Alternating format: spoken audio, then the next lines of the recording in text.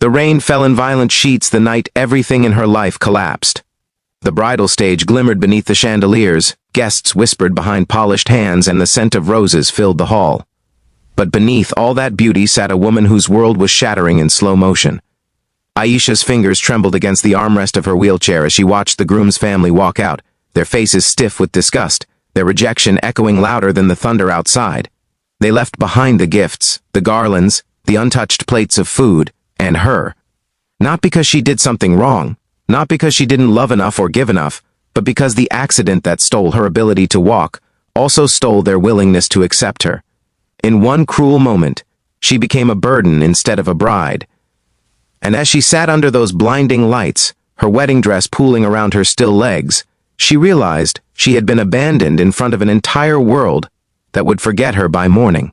Before the story continues, dear viewers, if you believe in kindness, humanity, and second chances, please like, comment, share, and subscribe to the channel. Your support helps spread more stories like these. The guests dispersed one by one, some pretending not to look at her, others staring too openly, and her mother tried to wipe her tears without letting anyone see. Aisha stayed silent, her throat burning, her dreams dissolving faster than the melting ice in the leftover drinks. She had spent months believing that her disability made her weaker, less worthy, less wanted, and tonight seemed to confirm that fear. But little did she know, this heartbreak was not her ending. It was the painful push towards something far more extraordinary, something that would change not just her life but the lives of people she never imagined would need her just as much as she needed them. The days after the broken wedding felt like walking through an endless tunnel with no light. Neighbors whispered whenever she went outside, pitying her in ways that suffocated rather than soothed. Her mother did her best, brushing her hair, helping her get ready every morning, encouraging her to continue her tailoring work from home, but Aisha felt like she was simply existing, not living. She stitched clothes with steady hands but a silent heart, each needle pulling memories she wished she could unlive.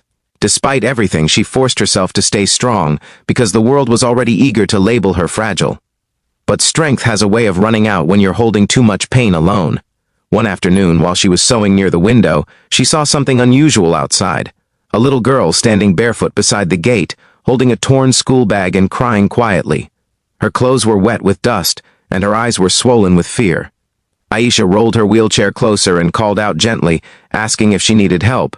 The girl hesitated but didn't run. Something about Aisha's calm presence made her stay. After a moment, the girl whispered that she was lost. Her school had closed early and her father, who was supposed to pick her up, never came. She had walked too far and couldn't find her way home. Something in Aisha's heart shifted as she listened. She knew what fear felt like. She knew what it meant to feel abandoned, even temporarily. Without thinking twice, she asked her mother to help the girl inside. They gave her water, cleaned a cut on her knee, and helped her rest. Aisha carefully examined the girl's torn bag and realized she could fix it easily. So, she began stitching it back together with soft, precise movements. The little girl's eyes widened with wonder as she watched the broken seams become whole again. For the first time in weeks, Aisha felt something warm in her chest. Purpose. Just as she tied the final knot, there was a desperate knock on the gate. A man's voice pleaded for someone to help him find his daughter. When Aisha's mother opened the gate, they saw a man drenched in sweat and worry. His clothes were dusty from running, his eyes red from panic. His relief was overwhelming when he spotted the girl inside. He rushed to her, dropping to his knees and hugging her as if he feared she would disappear again. Only after holding her for a long, trembling moment did he finally look around the room, and that was when he saw Aisha. His gaze lingered on her wheelchair for only a fraction of a second, but unlike others, his eyes did not shift into pity or discomfort. Instead, they softened with gratitude. He introduced himself as Hamza, a single father raising his daughter alone after his wife passed away. Life had been unforgiving, and he often juggled multiple jobs just to survive. Today, he was late because a shift hadn't ended on time, and he feared the worst when he couldn't find his child. When he saw the restored bag, his expression changed again.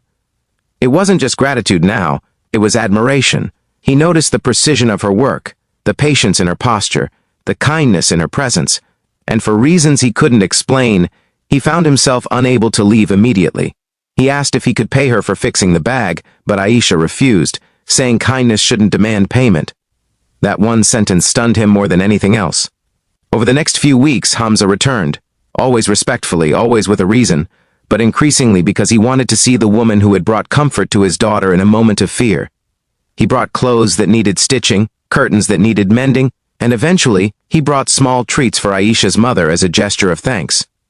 Each visit added a new layer of warmth to the house, a new breath of life to Aisha's quiet world.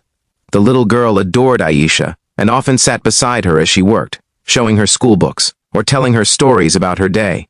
Slowly, something unexpected began to grow, a friendship that felt natural, pure, and comforting. Hamza appreciated her intelligence, her kindness, and her quiet resilience. Aisha admired his dedication, his humility, and the tenderness he carried beneath his rough exterior. But neither dared to acknowledge the feelings forming quietly between them. Aisha believed she was broken, undeserving of a future with someone as hard-working and good-hearted as him. Hamza feared overstepping, afraid she might think he pitied her or wanted to save her like some tragic charity case. One day, after dropping off some fabric, Hamza waited until Aisha finished her work.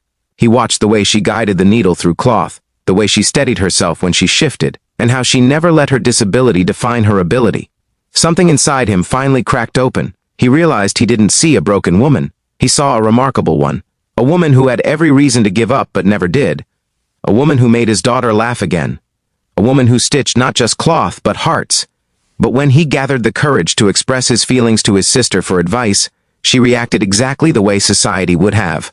She asked him if he was out of his mind, questioned why he'd choose a woman who couldn't walk, and worried about how people would talk. Hamza left that conversation shaken, his heart in conflict. That night he stayed awake, questioning whether he was strong enough to fight a world that punished those who chose love over appearances. Days passed without Hamza visiting, and Aisha slowly realized how much space he had filled in her life. She tried to convince herself that his absence meant nothing, that she had survived worse, but the ache inside her betrayed her strength. Her mother noticed immediately and gently reminded her that those who walked away were never meant to stay. But Aisha didn't want to admit that she had hoped, even briefly, that someone could see her as more than a burden. Just when she convinced herself to move on, there was a knock at the door one evening. She turned and found Hamza standing there, holding his daughter's hand, his expression full of emotions he could no longer hide. He apologized for being away and admitted that life had forced him to make difficult choices, but he had finally realized something important. Every good thing in his life came from moments when he didn't let fear win. His daughter tugged at his sleeve and held up a small drawing, a picture of Aisha sitting in her wheelchair, with the little girl and Hamza standing beside her. 3 figures under one sun, one family. What happened next changed everything. In front of her mother and with trembling sincerity, Hamza asked for something that left Aisha breathless, not out of shock, but out of the unimaginable kindness behind it.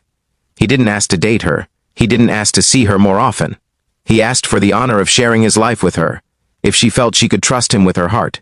He said he knew love wasn't about perfect bodies or perfect lives. It was about choosing someone, again and again, even on the hardest days. Aisha felt tears slip down her cheeks, because for the first time in a long time, someone wasn't offering her pity, they were offering her partnership. Their marriage was small but filled with genuine warmth. Instead of judgment, they received blessings from those who understood the courage it took to love without fear. The little girl held Aisha's hand the entire ceremony, promising never to let her feel alone again. Their home became a place of healing, patience, and deep understanding. Together, they built a life where Aisha's disability didn't define her limitations. It defined her strength. Hamza helped her with appointments and mobility exercises, not as a caretaker, but as a supportive partner. Aisha helped the little girl with homework, mended clothes that Hamza once struggled to afford, and slowly built a small online tailoring business from home.